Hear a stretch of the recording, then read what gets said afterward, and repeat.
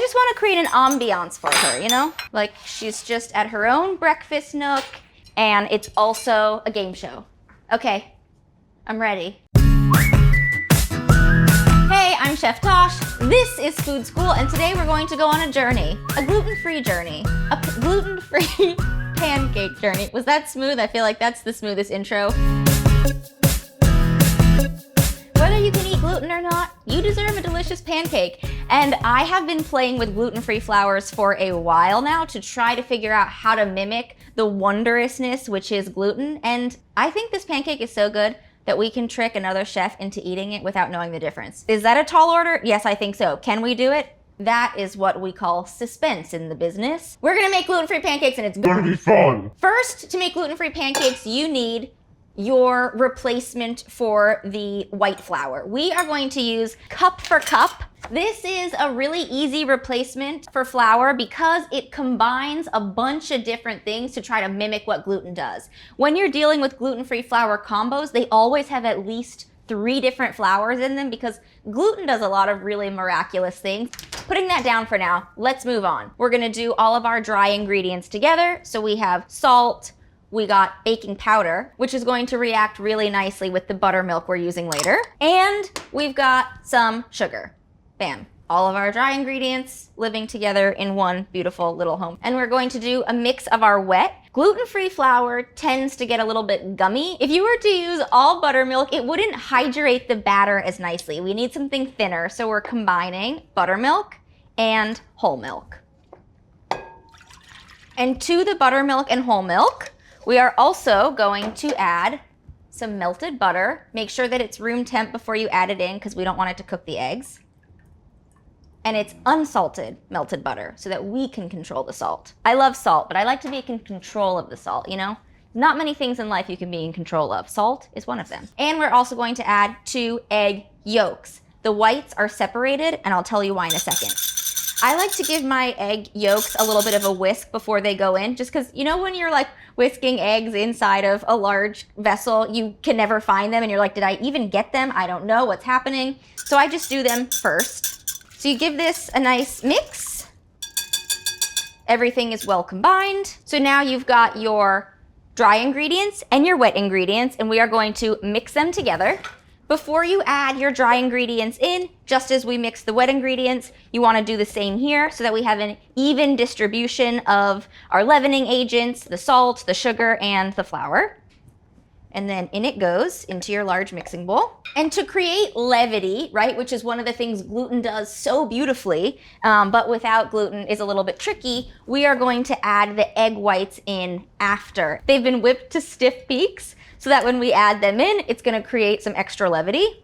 Unlike with a gluten flour, over-mixing really isn't that big of an issue with gluten-free flour because we're not creating a gluten structure. In fact, the more you mix, the closer you are to mimicking that. So if you think under-mix, if you're making a regular cake, we're gonna over-mix when you're making pancakes, cakes, things like that are gluten-free.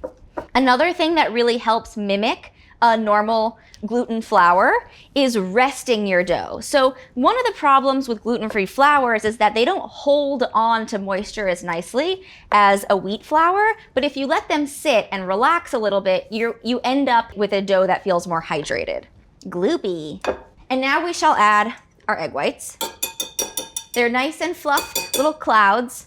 And these egg whites are gonna help create levity to this batter. And when you fold in egg whites, or fold in anything rather, the way that you do it is you're gonna go underneath the dough batter, whatever you've got, and fold over the top. So we go underneath, over the top, underneath, over the top. If you have a dough that's particularly difficult to incorporate, another thing that you can do is go through the center of the dough or batter and up. And then you're kind of breaking it up and incorporating whatever it is that you are needing to incorporate. The reason it's important to do this rather than just mixing it is these egg whites are supposed to create levity. We're adding extra air. And if you just break them up, then you might as well have just added the eggs whole. And it takes a little bit of elbow grease, a little bit of time, but it is worth it. And once you've gotten it nice and mixed, this is when, because they're gluten-free, you want to rest them. But what's nice about having the 30-minute rest when you're making gluten-free pancakes is it's the perfect time to make your bacon. And I don't know about you, but I cannot eat pancakes without bacon. It's cruel and unusual punishment. Ta-da! Well incorporated pancake batter. And you can probably see already the texture of this pancake batter is looser, it's airier, it's mimicking more of what we call at my house sheep cakes, right? If you add buttermilk or ricotta to pancakes, they get really light and fluffy and kind of hard to manage. Sheep cakes. So you want to let this rest for 30 minutes. The more you let it rest, the more hydrated the batter is going to be. Especially with gluten-free baking, it's really important. I know that, someone out there is going to be like, yeah, but the baking soda and baking powder, activate. Well, no, okay? You just sit down, you calm down. When you're doing gluten-free baking, you need to let it rest. You want a medium heat for your pancakes, and we want to get this pan nice and warm. There is no oil in this pan yet. We are going to add oil, but okay, I made a lot of pancakes in my medium-lengthed life. And I've made them with butter, I've made them with oil, I made them with a lot of oil, I made them with a little oil. What you want is just the thinnest coat of a neutral high heat oil in your pan. Ready? Boop. Okay, do you see how little that is? That's all you need.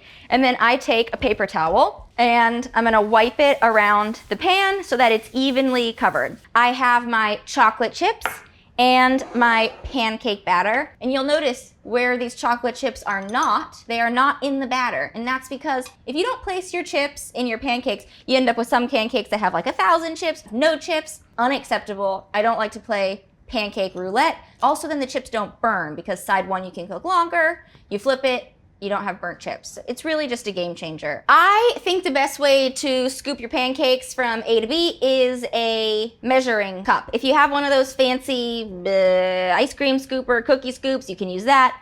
This is just as good. So we're gonna do a heaping 1/4 cup right into the pan.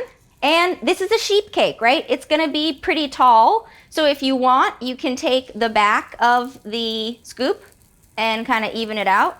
Bloop, bloop, bloop, bloop. But I like them tall. So we're going to add our chips into the pancake.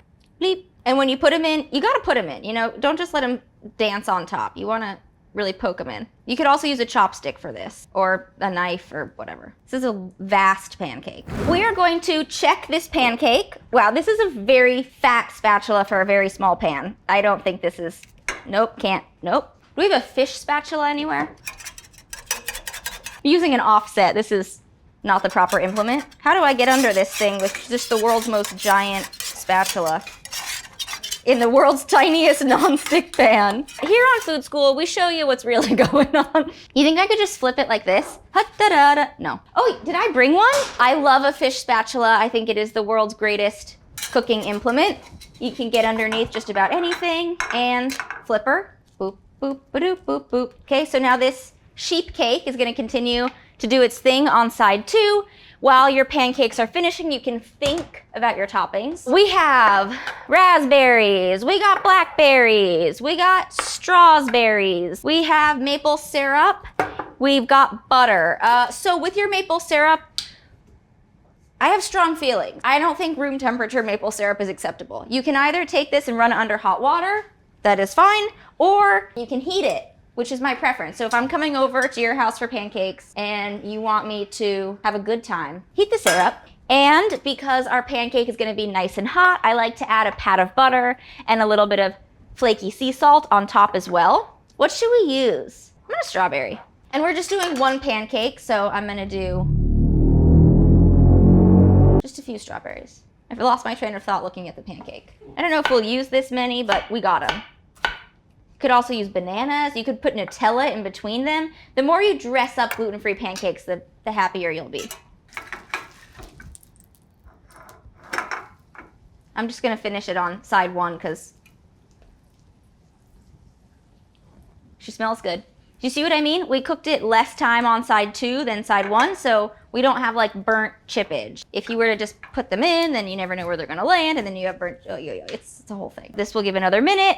I'm gonna pull in my plate, and I'm gonna pull in our glutinous pancake. I wanna like secretly make this one look better, just by a little. How do we do that? If we're really playing this game, I like the pink plate better, so I'm taking that one.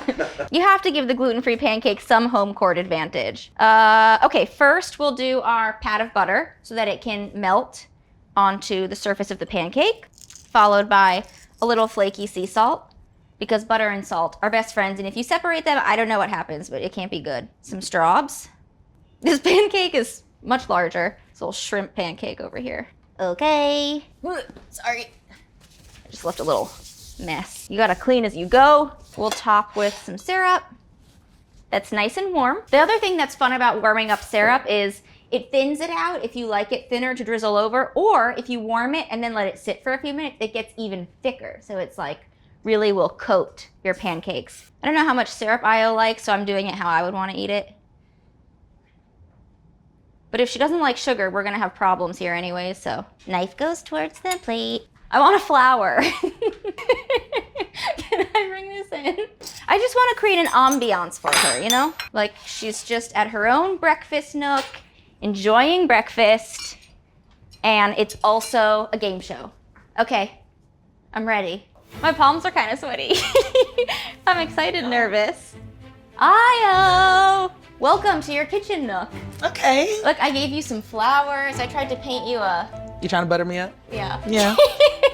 Okay, so you have 2 pancakes here. Okay. I want to know which one you like more. Like just looking at them? No. Oh. With your mouth.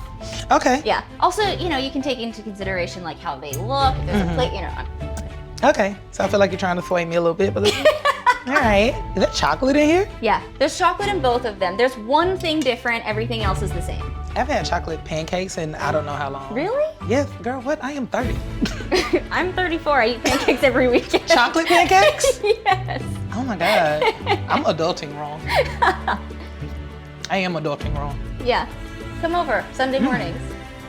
Don't play, because I will. Great. You know my favorite kind of food is food I didn't have to cook. You're formally invited. I'm coming at 6 a.m. like, breakfast? I would like that. Would you? I would. You're a really nice person, because girl, do not come to my house at 6 a.m. for nothing. It's not nothing, it's pancakes. Fair. They're both good. You wanna know which one I like better? The pink one is better. Was that the right answer? You know you small, girl. Where are you? Where are you going? Why? The blue one or green? What is it? Turquoise? It doesn't matter. You're right. It's denser. This one's lighter and fluffier. Am I supposed to guess what's different? Can I tell you? Or yeah, you guess. No, yeah. Well, now I kind of want you to tell me. The one that you liked better is gluten-free. Seriously? Yes. All right. Okay, I'm not mad at that. One time for the gluten girls. Seriously? Wow, that's shocking. You made my day. Yes. Kudos to you. All right, that was great. Excuse me.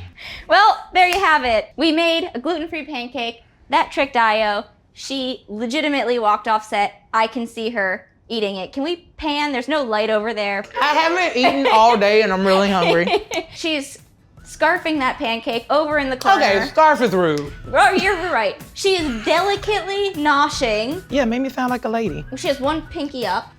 This is very difficult. And I think we've done our job here today, so bye. We should do we get badges when we like complete missions on this show?